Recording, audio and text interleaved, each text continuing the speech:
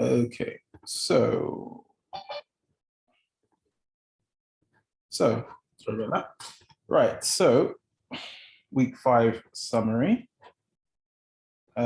satanic programming. So we spoke about the garden and how how Satan is his formula is to market, promote, sell, and corrupt. His formula is to market, promote, and sell corrupt knowledge and a carnal perspective of God, self, the world, people, and things. This is what he did in heaven with the angels, and this is what he now did in the garden with Adam and Eve, and what he intends to do to us also. So if you're looking at what Satan is doing, it's always going to come down to changing your perception or giving you a carnal perspective of God, yourself, and the world or people around you. And this perspective equals death. Our godless human nature is founded on lies and deceit. And so to walk in the flesh is to build on the foundation of lies that the serpent sold and Eve received. So summary was also be careful of worldly builders. We read the scriptures about building on sand and about those builders Paul was talking about who did not build with the right material, whose works would be burnt up, but they would still make it, so to speak. So through the parables of the kingdom, we get a picture of what the kingdom is, isn't, and is supposed to be. The parables show us there will be wise and foolish, good and bad, mature and immature. Jesus at the end of his Sermon on the Mount in Matthew 7 speaks about the broad and the narrow way, false prophets and those whose lives were built or not built on the doctrinal foundation he was laying. There are many builders in the kingdom whose work will not stand the test of the fire that is coming to try it. Interestingly, the scriptures show us that there is even a class of people whose work will be burnt up by the fire of judgment, but their souls will be saved. So worldly builders, they cater to the flesh. They catch people before they have built a solid foundation of biblical truth in their lives. They have great presentation and use carnal methods to build their ministries. So there was just some pointers here to be careful of ministries that are built around one gift. Especially there's this obsession of prophecy these days. And a lot of this prophecy is not even Bible prophecy. It's not prophecy that can be verified and backed up by the word. It's their own prophecy that they have come with, and they catch people who are fleshly and who are worldly, and they just tend to tell people that they're going to have a lot of money, or they're coming out of their situation, it's their season, it's their harvest. And it's not to say that there is not a time for that type of prophecy, because some people need to be told, they need to be encouraged. But in prophecy encompasses more than just encouragement. It encompasses warning. It encompasses actually just speaking for God and interpreting his already written word. And a lot of these ministries, they just tend to Stadion said your money is coming. Yeah, anything you hear that, anytime you hear that, you can pretty much just write it off there, because just look at what the prophets and their ministry was in the Old and in the New Testament, and you will see a lot of the prophecy that is coming out of churches these days is not what we see in the word. But like I said, any ministry that is just built around one gift, you've got to be wary of it. Or the personality of one man, or the heavy focus on this life, this whole modern mainstream television movement of the gospel now is just basically life coaching, and it's syncretism because it's mixed in with a lot of Eastern religion and pagan practices. And we covered that on the spirit of worldliness. Seeker-friendly churches, imbalanced teaching and preaching, focused on grace and love, no teaching on and preaching on repentance, sanctification, sin or hell. And they avoid such scriptures that grace teaches us that denying ungodliness and worldly lust, we should live soberly, righteously, and godly in this present world. So they tend to emphasize that God forgives, God forgives, God forgives, but they don't emphasize that you actually have to change, and that repentance is a change of mind and a change of behavior. It's not just tears and coming and singing nice worship songs with nice lighting and crying and feeling good. It's very emotional and it appeals to the flesh. And because we still live in a fleshly body, we tend to go to things that appeal to our flesh and don't necessarily deal with our issues. Any church that has only young people, another big red flag.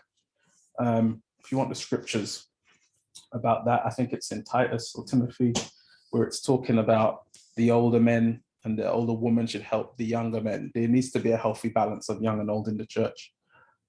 Age doesn't necessarily mean wisdom, but when you have a sober, aged person in your church, it is so necessary for the elders to be in and among the mix of young people to help them as they grow. Another ministry or worldly builders you should be wary of is those that have no emphasis on Matthew 5 and 6. This is Jesus's most comprehensive teaching. And in this teaching, he teaches the secrets of, or not even the secrets, it's just the principles of a solid Christian life. And the foundations of that Christian life, that Christ-like life, is secret prayer, secret fasting, secret giving. It's all there in plain red in some Bibles or black ink in whatever Bible you have. But if that ministry is not emphasizing the believer having a personal relationship with Christ, has their own prayer times, has their own times of fasting, has their own times where they give to others. And we're not talking about church now, we're talking about your own closet time with God. If it's the church is not emphasizing these principles that are written in the word of God, they are, as Jesus said in Matthew 7, they are building their house on sand, because this is the way that the master taught. This is not man's teaching. It's not even the apostles' teaching. This is Jesus himself teaching. And so if that church is not emphasizing that, then that can't be a church that is living by biblical principles. Or we had this one has an axe to grind with old school holiness. Anybody who says old school holiness, I just start getting worried, because holiness doesn't have an age. It's not old, it's not new, it's the standard. It represents God's perfections. It represents who he is and who he wants us to be. And there's a lot of people who have come out of churches who may have been very strict, and because they have left that church now and they do what they want to do, which is up to them, they speak down and ill of the foundation that they had, which actually is the reason why they are where they are today. And I don't have time for that.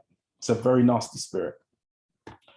And that it was the summary from last week. So now I'm going to hand over to Sister Kay, Minister Kay, and she is now going to speak on a topic that I've asked her to speak on, called Save, Sick, and Suffering. And this, I think, is an important perspective, not just for people who may have a physical illness, but people who don't need to hear the perspective of believers who do have physical illnesses and have to live through it. But I think it's very important, and I think there's no better person to speak on this, in my experience, than Minister Kay. So Minister Kay, please take the floor, and over to you. Thank you, Reverend Michael. Good evening, everyone. I hope we are all well. It's good to see you all. Thank you for the opportunity and for being here. We're not going to waste too much time. So this is going to be somewhat interactive. So please do feel free to jump in if you have a question or anything to say. You are more than welcome to jump in at any time. You can put something in the chat or just unmute and ask away or give a response. Okay, so Mark is going to share screen for me. So we'll go to the next slide. So the aims and objectives, the A's and O's of this session is to give a balanced but realistic explanation of my perspective of being a Christian who lives with a long-term health condition. And the objective is that through interaction, discussion, and explanation, you'll understand and appreciate my perspective and see God at work in my life. Okay, so it doesn't really get much more complicated than that. And I hope that that's what will happen by the end of this session. So next slide. So who am I? Now, I promise you, right, this is not a big up K kind of presentation. It's really not, but I hope it will make sense as we go along. All right. So I am Kate Elizabeth Dawkins, aka Boom, Boomby, Miss Boom. Now that I don't know why I've just outed myself here to the whole of this Yam forum about my nicknames and family names, but there we go. That's me. I am 40 and fabulous. Yes, I am feeling sweet with myself at 40, and I am a Londoner. I'm a youth worker, mentor, and amongst other things, do lots of other bits and pieces. I'm a talkative, and a lot of people who know me will agree with that. Creative, optimistic, friendly, funny, caring, patient individual, even if I do say so myself. All right. I enjoy family, friends, and food, good food. I enjoy a good laugh, a good conversation, and a good sleep. All right. So, still talking about me on the next slide. So, I love the Lord Jesus Christ, and I'm trying my best to live for him and be used by him.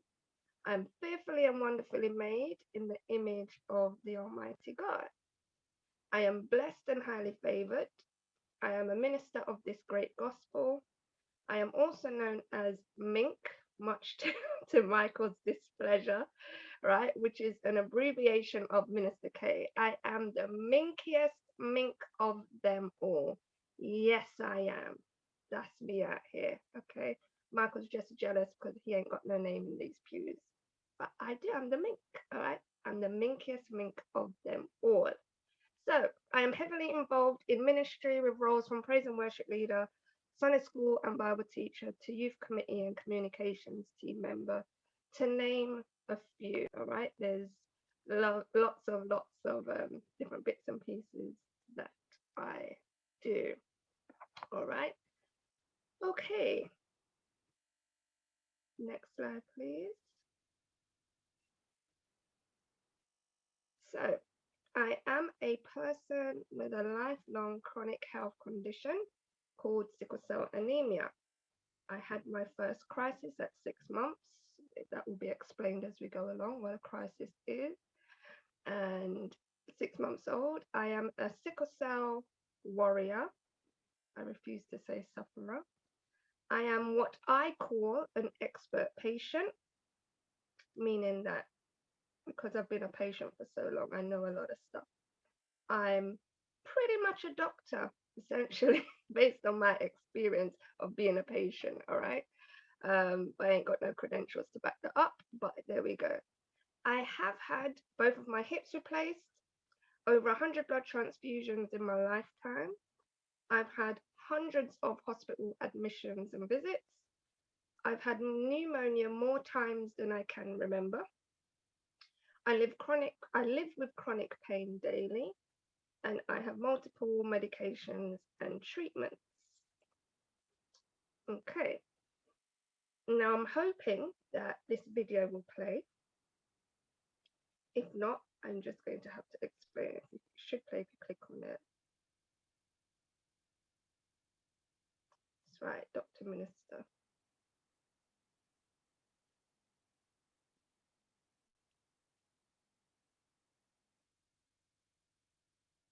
Sorry, I just have to reshare the screen, so I will share it in a second. Okay.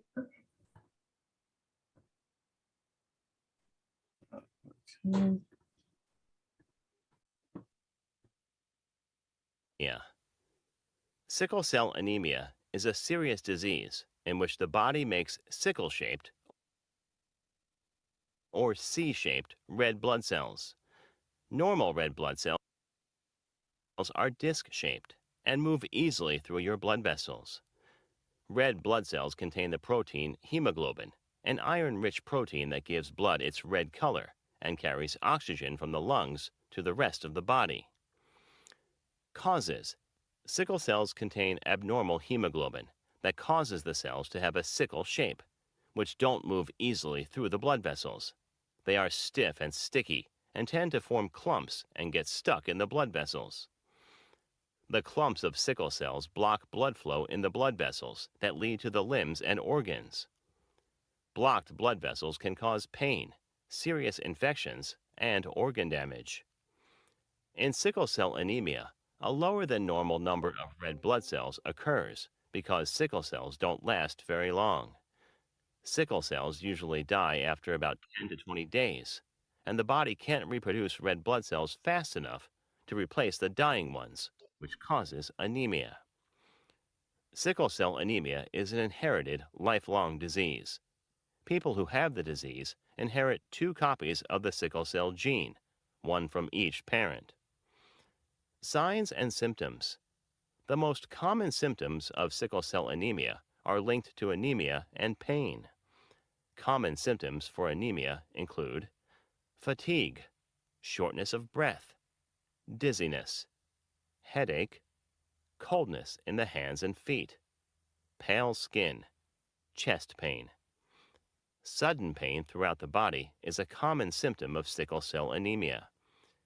This pain is called a sickle cell crisis and often affects the bones, lungs, abdomen, and joints. Treatment. Sickle cell anemia has no widely available cure. However, treatments can help relieve symptoms and treat complications.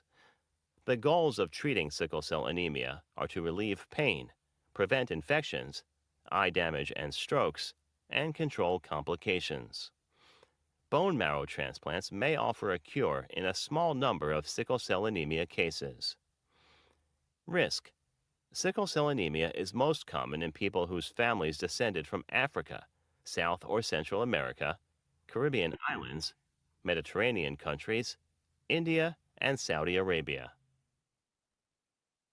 Thank you for watching our video. Please do not forget to like and share the video. Also, please subscribe to the channel to stay updated on our latest videos. Okay, thank you very much. So I hope that has made some sense. So before we move on, let me just do a little pop quiz. I will do that after the next couple of slides. So the next slide, please, Michael. So, causes of sickle cell anemia. Sickle cell is an inherited blood disorder, and it's caused by a gene that affects how red blood cells develop. If both parents have the gene, there is a 1 in 4 chance of each child they have being born with sickle cell. The child's parents often will not have sickle cell disease themselves or have any symptoms necessarily, and they're only carriers of what is called the sickle cell trait. Okay, next slide. So just to explain what was in the video and what I've just said. So on the left, picture of my cute mummy, and on the right, picture of my cute daddy, right, who's no longer with us. So to explain sickle cell in the most basic terms, my mum has sickle cell trait. She's a carrier of sickle cell. She has the gene that's affected, and it's like having half of sickle cell. So my dad, same. He has what we would consider half of sickle cell. So as we know, 2 halves make a whole. So I took the sickle cell trait gene from my mum and from my dad. 2 halves make a whole, and that's how I ended up having what we call full-blown sickle cell anemia. All right. There are other variations, but I'll just leave it at that for now. So that's how I ended up having sickle cell anemia full-blown. So before we get to that slide, let's go back one. So I want to ask then, has anyone ever heard of sickle cell before? Just unmute. Yes, I have, because I have the trait. Okay, have the trait. Thank you. All right. How many people do you know within your circle, whether that be your family, community, or church circle, who have sickle cell? Out of curiosity, anybody? I think one person that I can think of. One. Okay, thank you. Dion says two. Anybody else? Spring says three. Judith says three. Okay. This is two.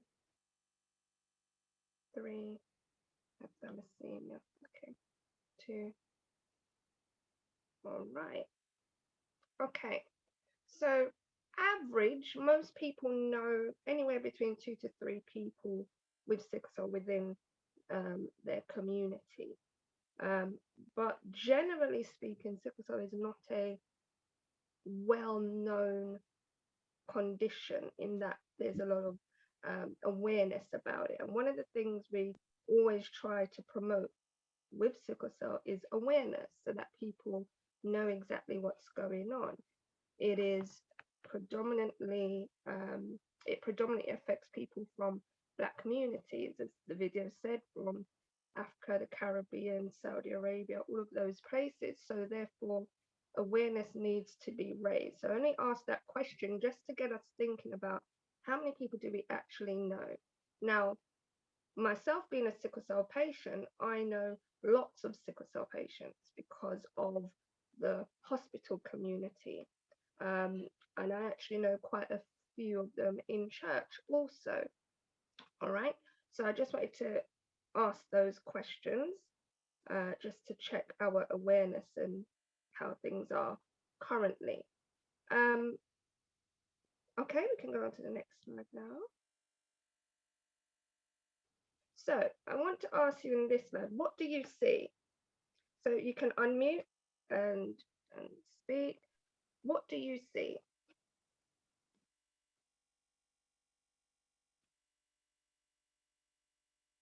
Because we're talking about perspective. So Lovely, healthy looking young lady. all right, lovely, healthy looking young lady. Thank you. Beautiful woman. Okay.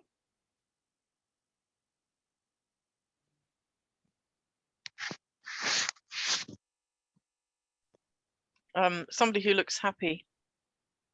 Someone who looks happy. Okay.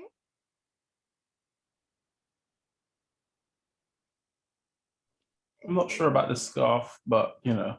Leave my scarf alone. You're too funny. That's actually 2 scarves, by the way. Just saying.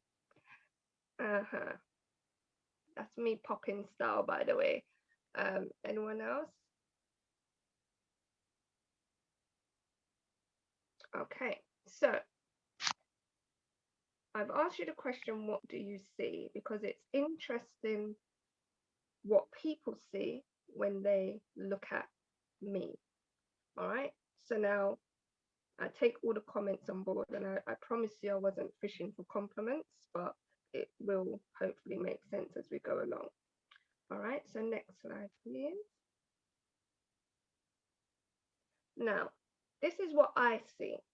When I look at myself, this is what I see. We're talking about perspective, which is how somebody sees something. All right, and I've called this the Trinity, and that's not me trying to blaspheme or nothing, okay, or put myself into any godlike status. Just simply means 3. All right, so this is what I see. So there's K, who is the regular person. You know, I'm Kay Dawkins, I'm 40 years old, I like this, I do that. There's that K. Then there's Mink, and I'm deliberately using that term to sort of talk about the church side of K. All right, so Mink, everything that goes with that, that's church related. So the teaching and the presentations and all of that sort of thing. But then there's also the sickle cell me. That's what I see. Because growing up throughout my life, I could never separate having sickle cell from me. So when I look at myself, not necessarily look at myself in the mirror, but just when I think about who I am as a person, sickle cell always features. And what I do in church, yes, that features my relationship with God, that features, and who I am just as an ordinary person, aside from those things, features. But what I'm trying to point out is that I can never get away from seeing myself as a person with sickle cell. Yeah, it's a bit like in the Bible where it says about I think it was Naaman. It says, you know, he was a military commander, but he was a leper. And that's quite significant for me, that every time I think of me, I always come back to the sickle cell part of me.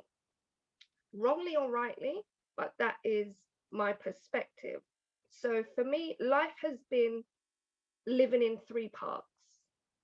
And it's not that I am not one person. It's not that I'm not living one life, or I'm living a triple life.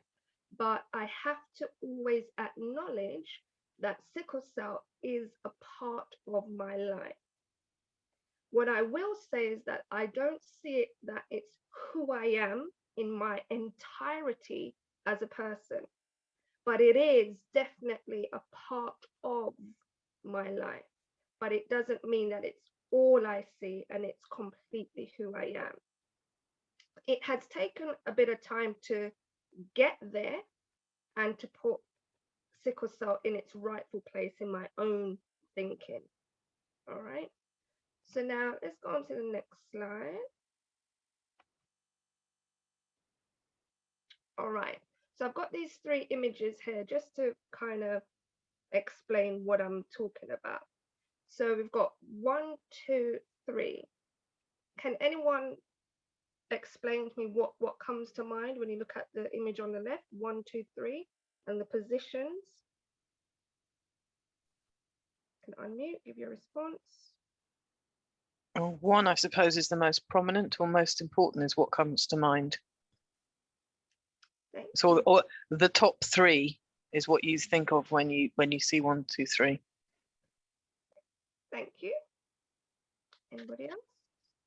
Number one being the most special, then number two, then number three. Thank you. All right. So for me, bearing in mind the picture I showed you earlier on the last slide, over the years, my life has been about jostling for top spot between the three areas, the three main areas of my life. So there's K, regular me, then there's Mink, the churchy me, and then there's the sickle cell side of me. And from childhood right up to adulthood, there has always been this jostling for first place. And what I mean by that is, depending on what was happening in any given moment in my life, there seemed to be times where number one spot would go to, say, the churchy me, if I was feeling exceptionally spiritual in that moment, or I was really feeling close to Christ. But then with that, when you have to face pain every day, and there was always something health related going on, the top spot always seemed to end up back with sickle cell. And it seemed to take prominence. And over the years of walking and living my life, I've had to now try and find a way of making sure that sickle cell wasn't taking top spot in everything. I've had to try and find a way to make sure that there was a good balance, and that things were put into the right boxes, if we want to look at it like that. So especially in times where I was having a lot of medical issues, a lot of pain, a lot of crises, etc., the number one slot would always go to sickle cell. And it got to a point where I was just sick of that. I was sick of always having to give top spot to sickle cell or to the health related side of my life. And then the middle picture Who can tell me what that's showing? Is that representing the struggle between the Trinity, so to speak? Yes, indeed. That's right. It's exactly what it is. The struggle between the Trinity. And the person refereeing was still me. So, you know, when Paul talks about, he says, I see a war in my members. When I try to do good, evil presents itself. The things that I should do, I don't do. And what I shouldn't do, I do. All of that. It was like there was an internal struggle that was going on between K, Mink, Sickle Cell. And the tug of war for the attention, the tug of war for balance, and the tug of war to be normal. And that was a big thing for me, what I considered normal. And people used to say, oh, you know, people, normal people, as if to say anyone who has sickle cell is abnormal. And so there were times where I found I was saying it myself and be like, hold on, I'm not going to use that phraseology, because obviously whatever you say about yourself really does help to shape how you think and how you behave. So there was this constant struggle between K, Mink, and Sickle Cell. And the struggle was real. Yeah. The fight between who I wanted to be and who the reality was, what the reality was. So I wanted to be carefree, living my life, doing my thing, not having to worry about sickle cell and health related stuff. But that wasn't my reality. So there was always a struggle going on, a tug of war. And then the last picture, anyone got any thoughts on that? What does that say to you?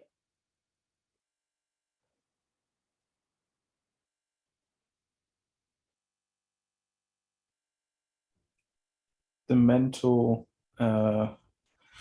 process of trying to comprehend your three different lives and trying to make them one. Thank you, Michael. Anyone else? The different voices, conversations in your head battling. Yeah, thank you, Catherine. Definitely a lot of thinking going on. Thinking going on, that's right. All right. And that was my life. And I would call this box the internal dialogue. Yeah.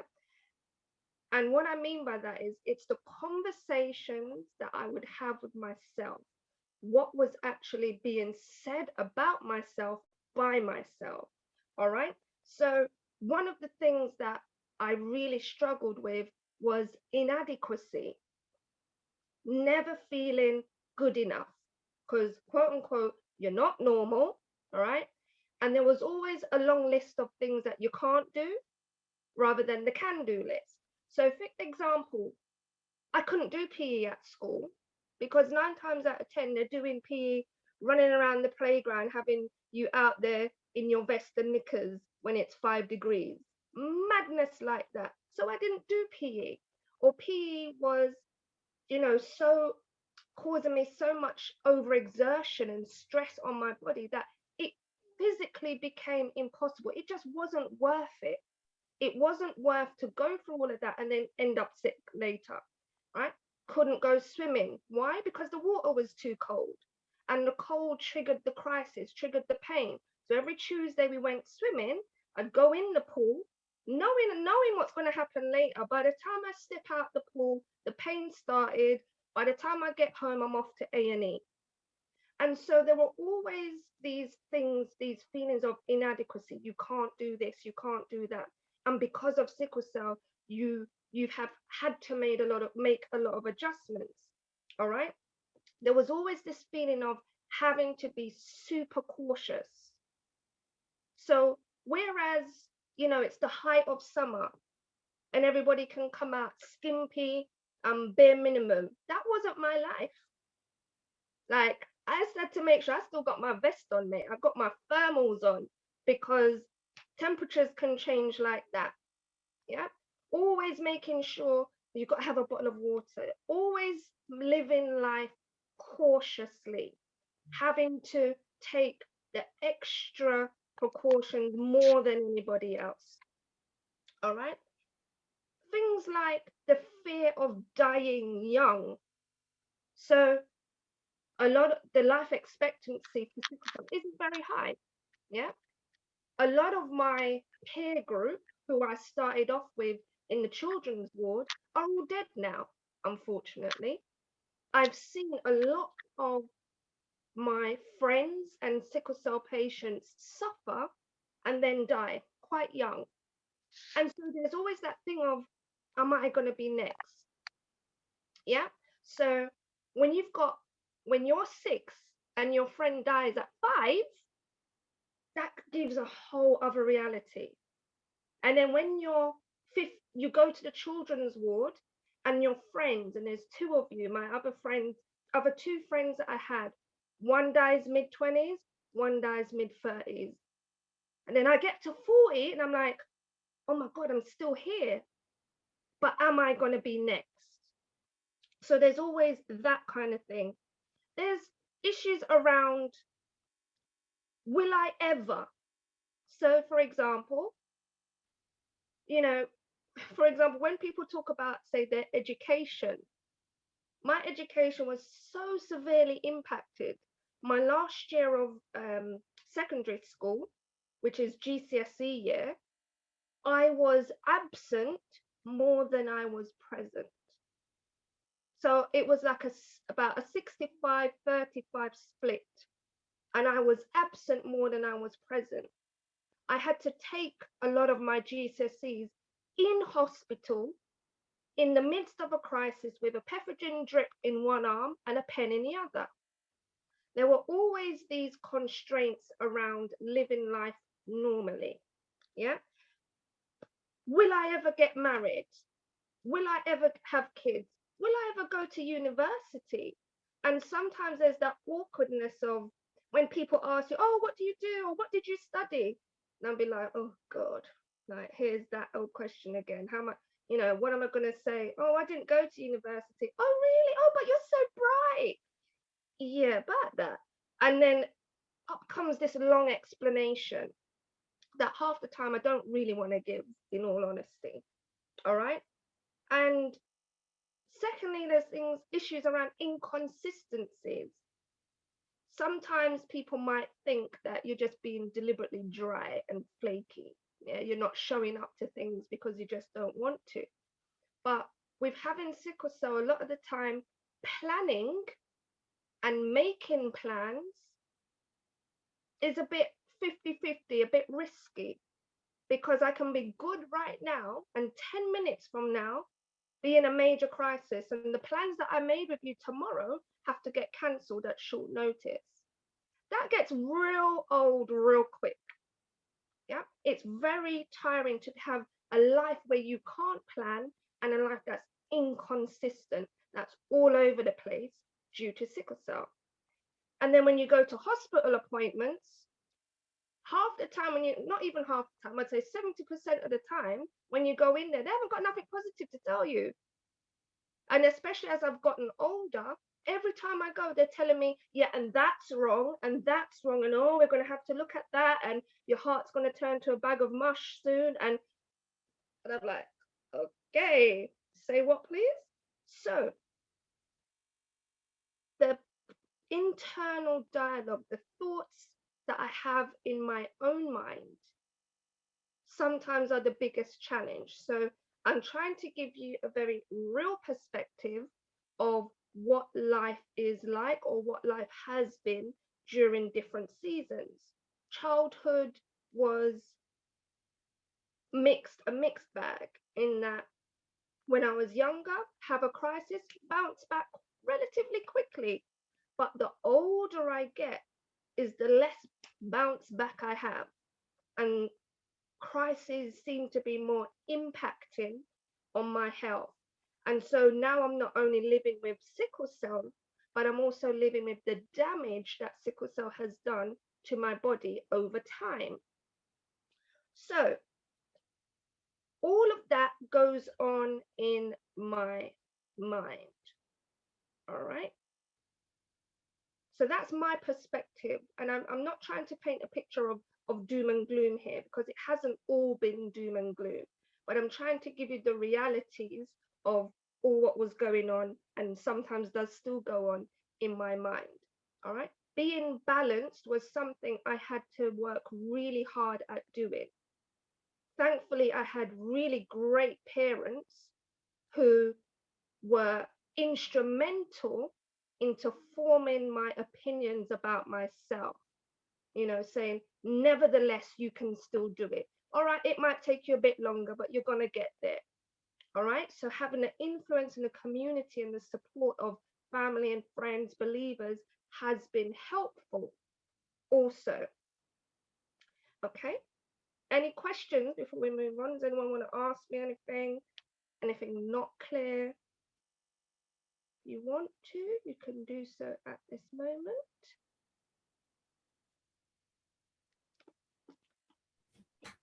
So you So, grew up. okay. Oh, sorry.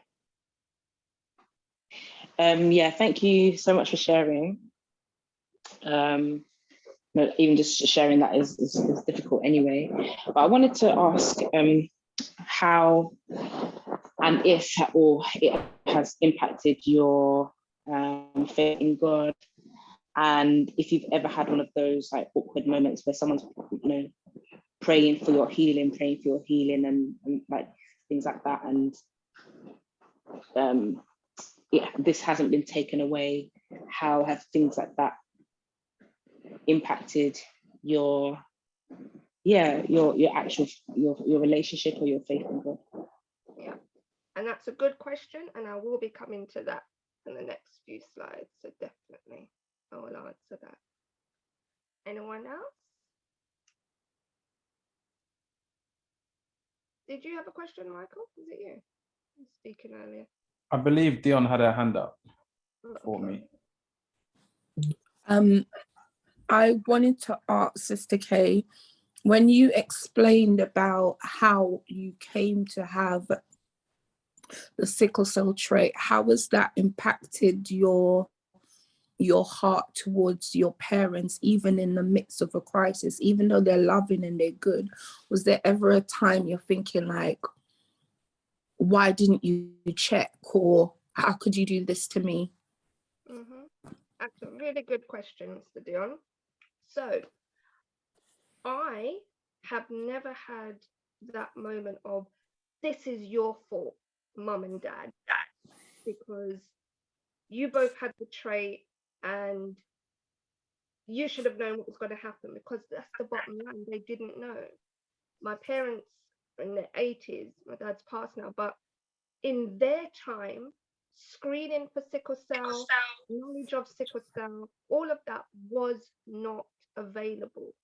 They came here from the West Indies to the UK. They didn't even know they had the trait. They didn't really know what it was until they did the standard blood test on me as the baby. That's when all of this information was discovered. And so I've never had this heart of blame for them. And especially because they've just been outstanding in their care of me. When I look and see other sickle cell patients who have been given up for adoption, who are in foster care, who are badly treated, who nobody wants, nobody cares about because of their health. So I'm thankful for the parents that God blessed me with. And, God knows what he's doing and he knows who to give you to. But aside from that, the person who has actually verbalized that to me is my mum. She's the one who sometimes comes in crying and says, oh my God, you must hate me. And I'm like, me hate you? I was like, no way. She goes, you must hate me because if it wasn't for me and your dad, you wouldn't have this condition. I said, Mom, it is what it is. You didn't know. I can't hold you accountable for what you did not know. And she struggles with that.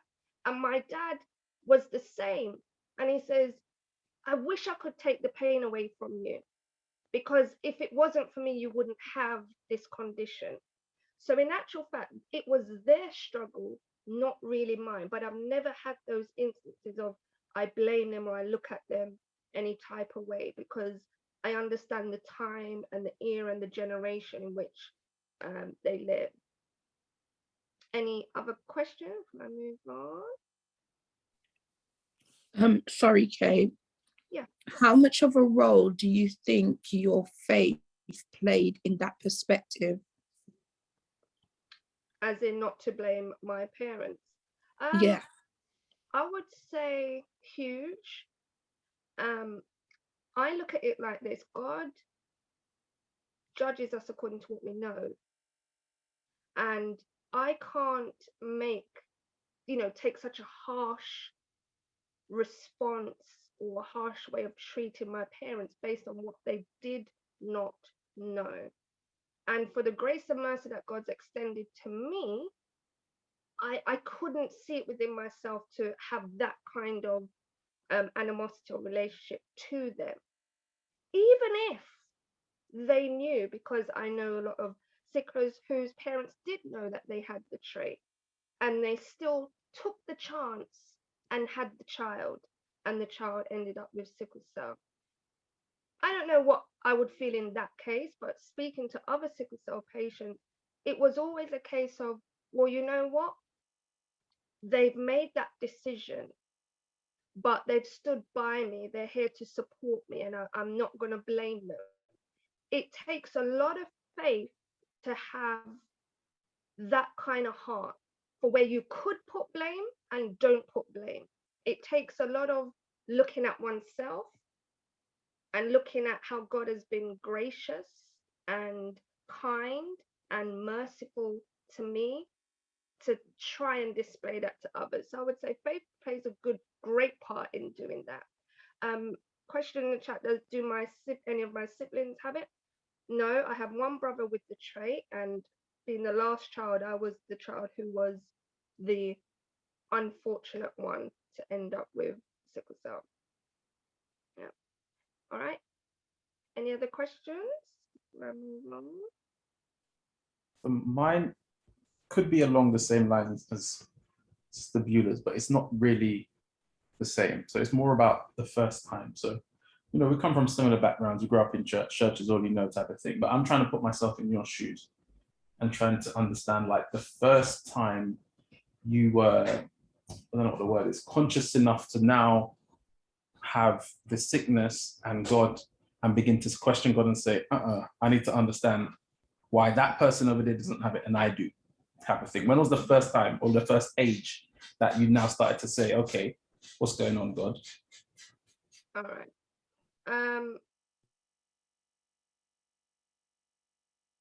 Okay, I'll come back to that question in the chat. The first time I had that kind of conversation with God as, what's going on here? Why is my life like this? How comes I've got a health condition and others haven't? I can't tell you when that age was, but I don't think it really dawned on me until sort of the late primary school years, going into, say, year 7 of school, especially when my education started to become heavily impacted due to my health. That's when things started to really click and be like, oh, hang on. Oh, you're sick again. Oh gosh, I've got to have another week off school and another 10 days off school. And that's when those kind of conversations with, like, God, where are you? What are you going to do about this? But I am going to go further into that. So we'll go on to the next slide, please. So Jesus asked his disciples, who do men say that I am? I'm going to paraphrase and use the same line. Who do people say I am? Now, for those of you who know me, there's a few of you on here who know me, have known me for quite some time. What was said about me generally, but especially in relation to my health? Because I'm showing you my perspective, but I want to show you how the perspective of others has an impact on my own perspective. So for those of you who know me for a while, what do people say or have said about me, especially in relation to my health?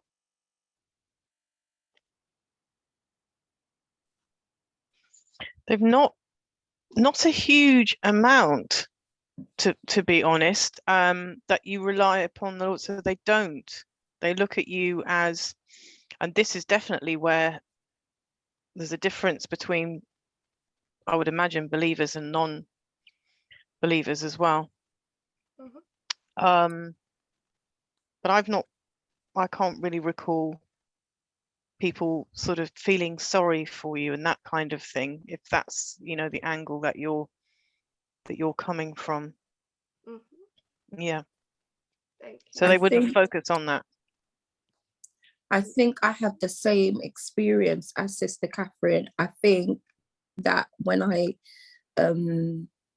yeah, that wasn't the first thing that I heard about you. I think my first memory of knowing that you had sickle cell was when I think it was either a youth congress or something like that. And I looked around and I didn't see you. And I said to someone, I said, "Oh, where's Kay? Why is she not here?" And they're like, "Oh, she's having a crisis." And because I knew what that word meant, because I knew somebody else, I'm like, "Oh my gosh, she has sickle cell." So that's when I knew about it, but it wasn't something that was spoken about or say or whatever. Mhm. Thank you, Dion. Anyone else?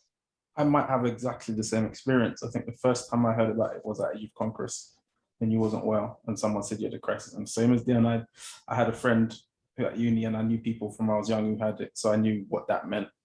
But in terms of it being mentioned, it's only really ever been mentioned in the positive context, even to the point where you might be doing too much. So it's like, why is she always working so hard? She needs to take care of herself. So it's never really been mentioned unless it's had to be. And if it is, it's more of a fact that, like, it's not a hindrance almost to you. It's mentioned as if, you know, yeah, that's what she has, but she still does what she needs to do, type of thing. Thank you, Michael. She's so strong. That could be your tagline. Yeah, thank you, Dion. Anybody else? So what comes to my mind was, your strength is measured in such a way that I would feel guilty if I took a sick day. Yeah, I would feel guilty. You know what I mean? Because like my aunt had the same, as you know, and when I look at the two of you, and I look at your strength, I look at your faith. In fact, it's through her as well. A lot of looking at her is what sort of like, I would say, kind of excelled me to inquire more about church, because of like, if she's going through that much, the God she serves must be awesome. He must be someone to be keeping her like that, you know. And I had to, there was, when I was pregnant with Sydney, there was that question mark over whether she would have sickle cell, and they would have had to do the test and everything else. But I knew in my mind they weren't going to be doing no gene counselling with me. I knew that I would have, there was a support system of people who would know what to do. But yeah, you've always been known as someone strong. The sickness isn't, you know, brought up and made a big point of. Okay. Thank you, Cheryl. Thank you. Anybody else before I move on? All right. So let's go to the next slide then, please.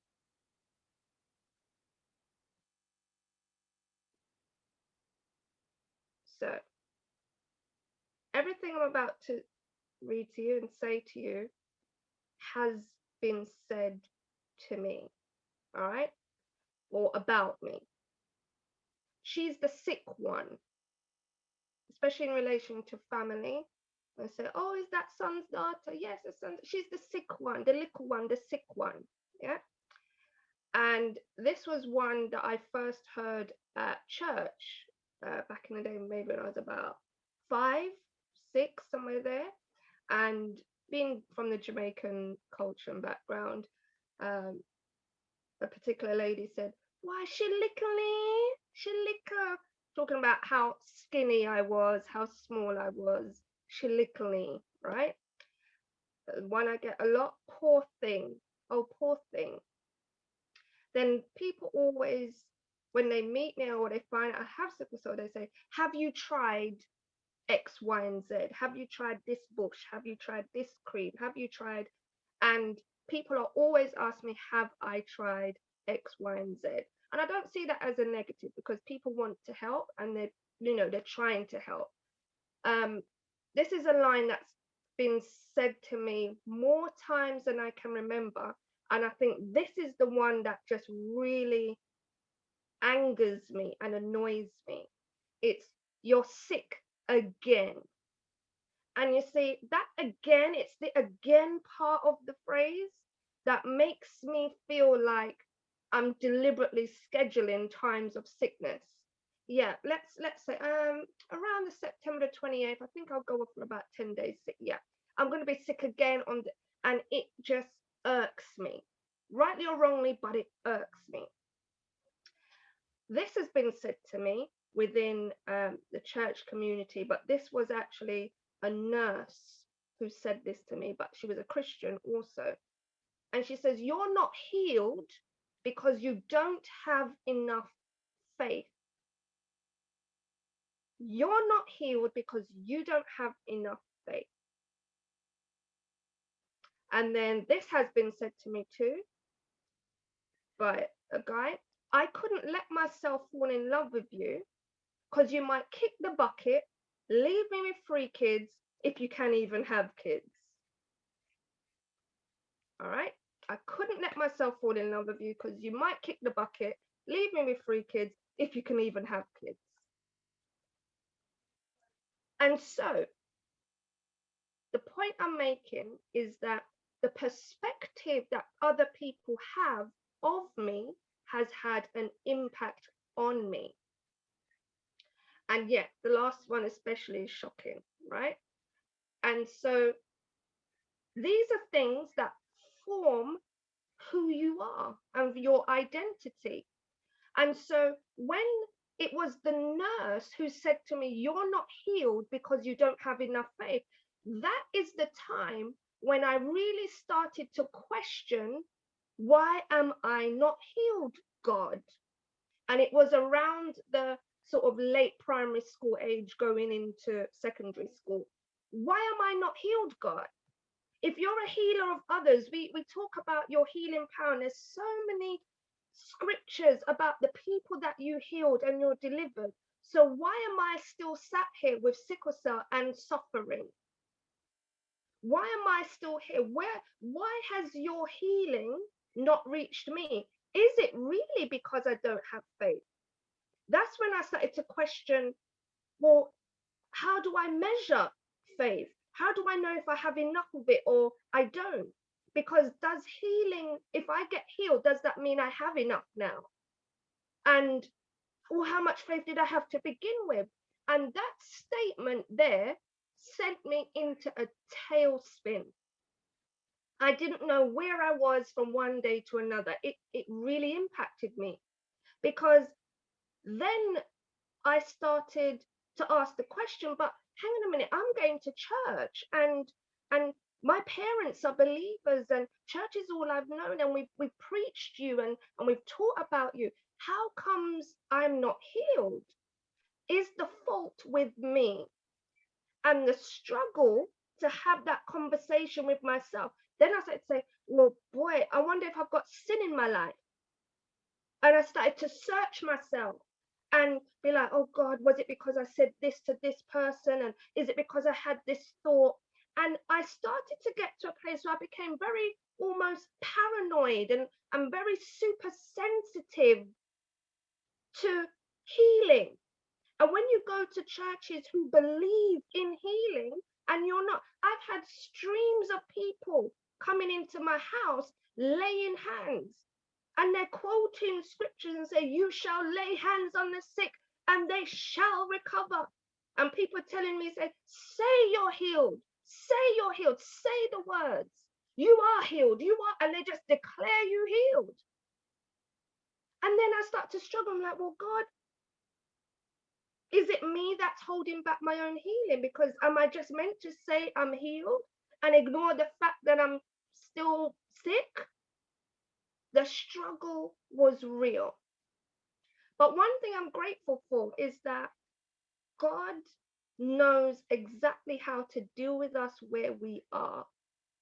And it was one day I got this revelation. And it happened because somebody, a neighbor of ours, went on one of these, these God channel programs where everybody's being healed and throwing away walking sticks and Zimmer frames and all of that.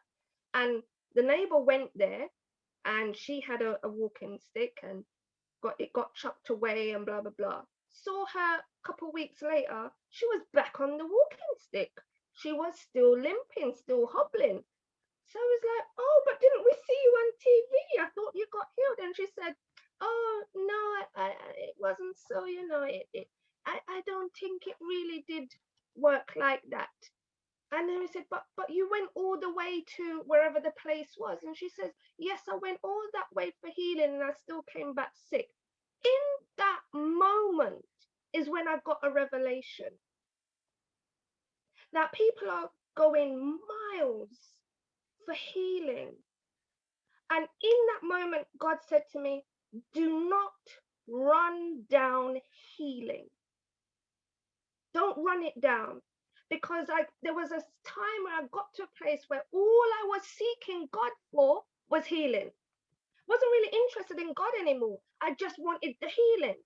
So I could pat myself on the back and say, yep, I've got a massive, massive amount of faith. I'm faith-filled. Look at me. I can prove I've got faith now because I'm healed. And the pursuance of healing left me devoid of a relationship with God. And it was in that moment the revelation came and says, don't run me down for healing. Because if a relationship with God isn't enough for me, then nothing else is going to fix that. And so it was in that moment the revelation came that I don't need to run down healing. Because God is faithful enough. He's kept me to this day. And I believe that no good thing will he withhold from me. Is God that petty? Is he unjust? Is he unfair that he's going to withhold something that I desperately need or deserve? Has he not always provided? And so it was in that moment that I started to actually think about things a lot differently, and my perspective changed in regards to what do I consider, as the Bible says, far more exceeding an eternal weight of glory. What do I consider the weightier matters? What really matters here? All right. And so move on to the next slide, please. Now, I'll put this as a picture just to explain the story, right? So obviously growing up in the church community, as I said, we believe in laying hands and praying and blah, blah, blah. And what I found was a real struggle for me, especially in the teenage years going into the early 20s, was the fact that nobody ever saw me as anything other than the girl who's sick, who needs healing. And so every time I went for prayer at the altar, before I could open my mouth and say, oh, I'd like prayer for spiritual strength, or I'd like prayer because, I want to get a job, or whatever the case may be, before I could say anything, they slap their hand on my head and they're calling down fire from heaven and healing for me. And it used to annoy me so much. And one day I was like, could I just not have, be demon possessed? Could I not have just fornicated and need some forgiveness and repentance? Does everything I come to this altar about have to revolve around being sick? And it used to really anger me. And I said, you know what? I'm not going to the altar again. I'm not going to the altar anymore. Because I'm tired of people seeing me only as the person who needs healing, who's sick, and I'm like, I'm a person. I'm a whole person. My prayer requests don't always revolve around God heal me from sickle cell. All right. So that was a prime example in my, especially late teens, early 20s, that just used to annoy me to the point I stopped going to the altar. Stop going to the altar. And I'm not saying I was right for doing that, but I stopped because I'm not dealing with this foolishness anymore. All right. Until what I then started to do was, as I approached, as I will tell them what I want praying for, until it became the norm that, okay, we're not just going to assume you need healing. All right. So next slide, please.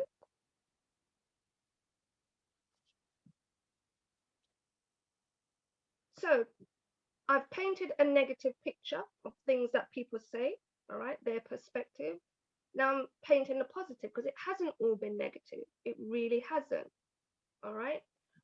So generally people say things like, I'm praying for you. What can I do to help?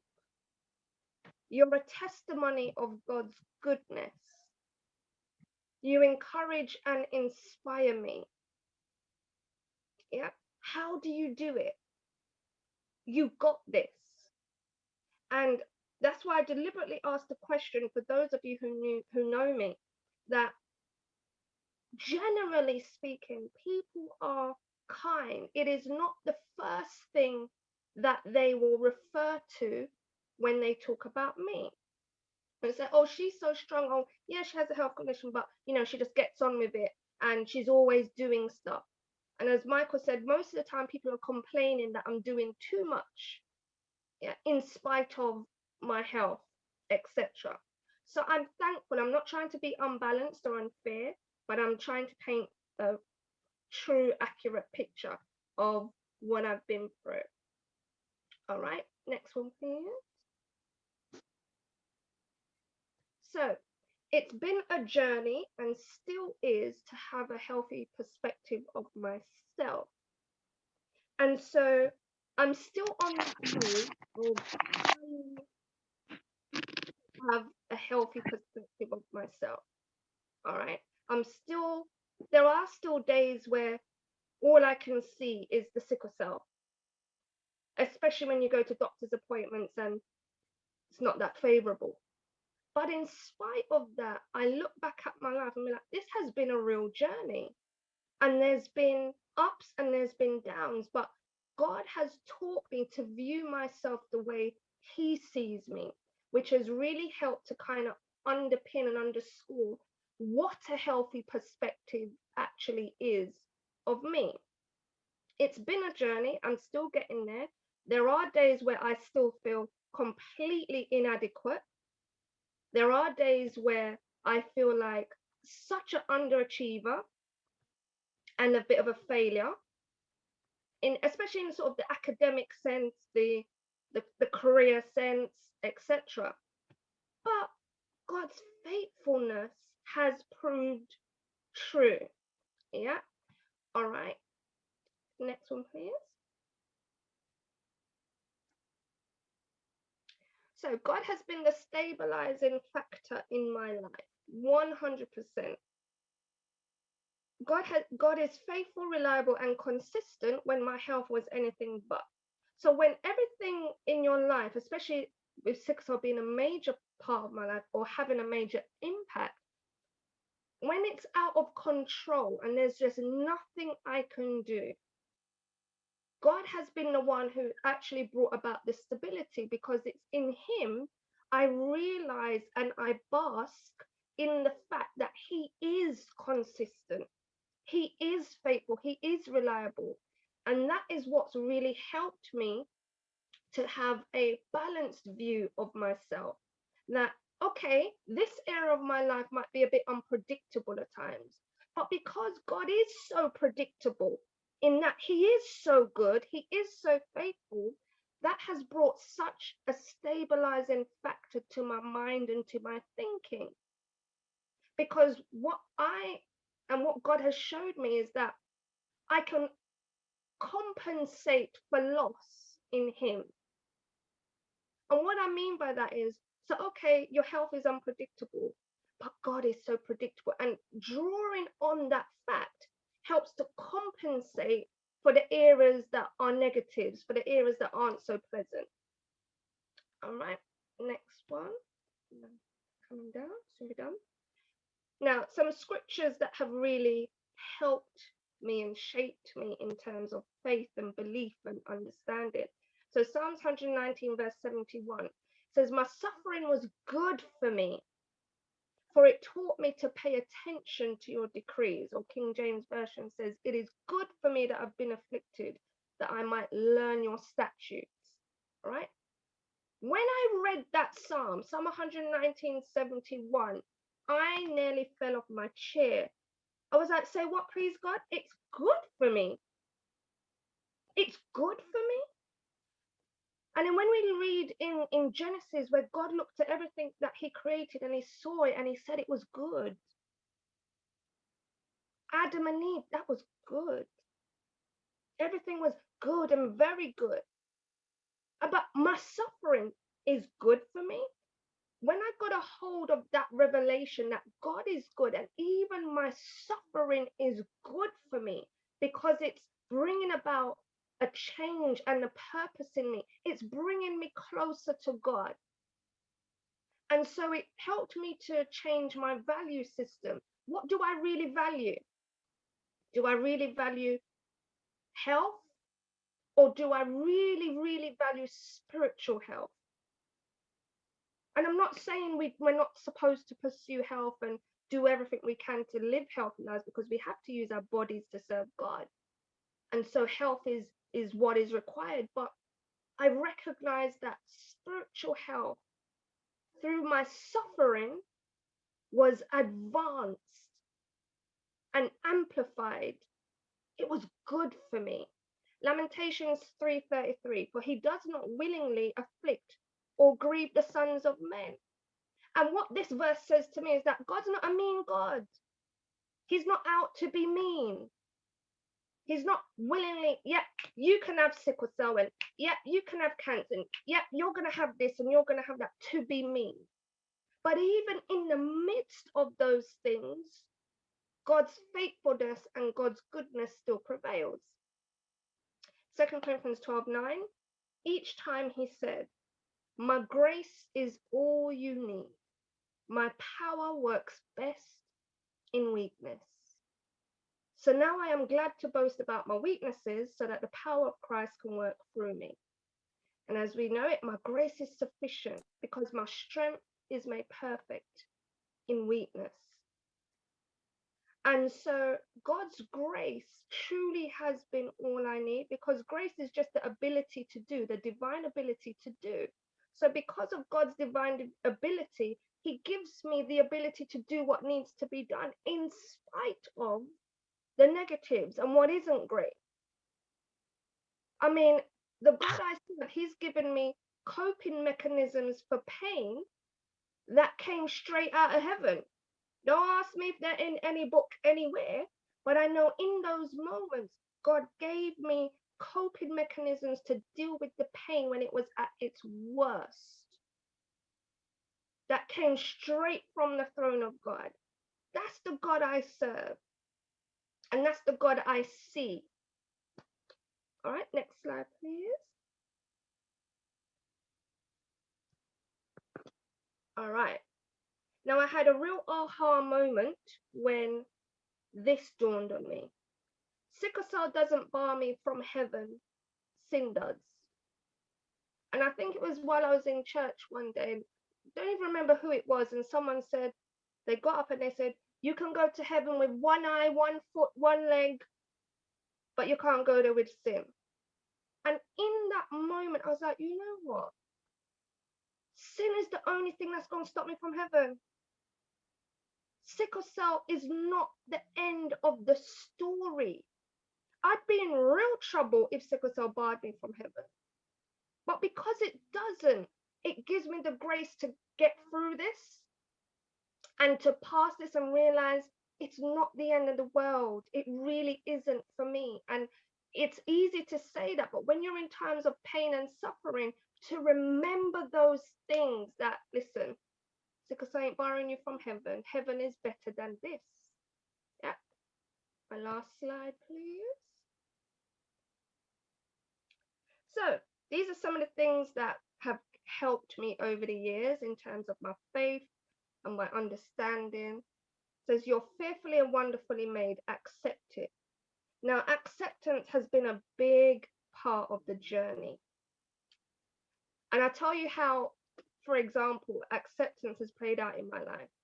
There was a time in my life when I was about 18, 19, around that time, I would wear nothing but long skirts, nothing but long skirts all the time. Never wore a skirt that wasn't ankle length because I had such a complex about my skinny marga legs. I had such a huge complex about it. I really did, right? And at some points, looking back on it, I looked sheerly ridiculous, right? Walking around with this long skirt, especially with hair like this, and people would mistake me for being Muslim or Somalian or from Ethiopia or Eritrean. And I was like, one day, just, I don't know what happened. I woke up and God was like, accept it. All right, so your legs are marga. What are you going to do about it? What exactly am I going to do about it? All right, what am I going to do about it? Accept it. I'm telling you, when that revelation came, when I got good with me and accepted me in all my glory and in all my flaws, that was an absolute shift in that moment. Accept it. All right, you got sickle cell, and what? Accept. Let's move on. Let's keep going now. And the moment I got that revelation, my life changed. And from that day forward, I started wearing mini skirts. Now I'm only playing, not mini skirts, but you know, hey, knee length. All right, let's stay holy now, knee length. So next one was, why me? And I know that question is asked a lot. Why me? Why am I suffering? But I cannot recall ever asking God, why me? Because it always is in my spirit, why not me? Why not me? Jesus says, take up your cross. Your cross is made to measure for you. Why not you? Everybody gonna have to carry one. All right, yours might not be sickle cell. Yours might be something else. Yes, you. And so that revelation just helped to change my perspective on myself. The other one was, God doesn't make mistakes. God doesn't make mistakes. And I'm not here by luck, chance, or accident, even with sickle cell. And God can still use me even with sickle cell. I'm not a mistake. All right, life ain't perfect, but I'm not a mistake. God don't make mistakes. He's not in that business. And so for the fact that I'm here, that's good enough for me. And it's all good. Everything that's happened in my life has had an impact for good. Even the really rubbish times have had some good effect. And then the last one, this life is not the end. Part 2 is better. As I said before, heaven is better than this. All right, so sickle cell, but guess what? Sickle cell is just for here and now on this realm, this earth. But the other side of glory is going to be sickle cell less. So part 2 that's coming is better. And so these are some of the things that have helped me to have a healthy perspective, or a healthier perspective than time has gone by. And yeah, that is my perspective of being saved, sick, and suffering. Don't know if anyone's got any questions. I'm done now. So if you've got any questions, anything you want to ask, anything I haven't covered, shout and let me know.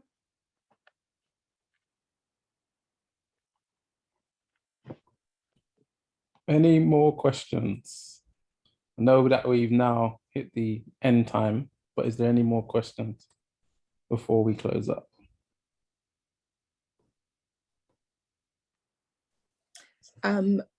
what advice would you give to somebody just beginning that journey of sickness to be able to okay, I can't find a better word, but speed up that process of, you know what, heaven is better than this. God doesn't make mistakes. Okay. What advice would I give to that person? I'd say it always starts with acceptance and what you believe. Do you believe God is faithful? Do you believe God is just? Do you believe God is fair? Because your belief system is going to really impact how you live your life. And having that as a basis, that God, I believe you are fair and you are just and you are righteous. I believe I'm not a mistake. And recognizing that good comes in all sorts of shapes and packages. And sometimes it may not appear good at the beginning, but it becomes good. And so my advice would be to accept who you are and what your lot is, but rely on the strength of God to take you through it. Because if he brought you to it, he would take you through it.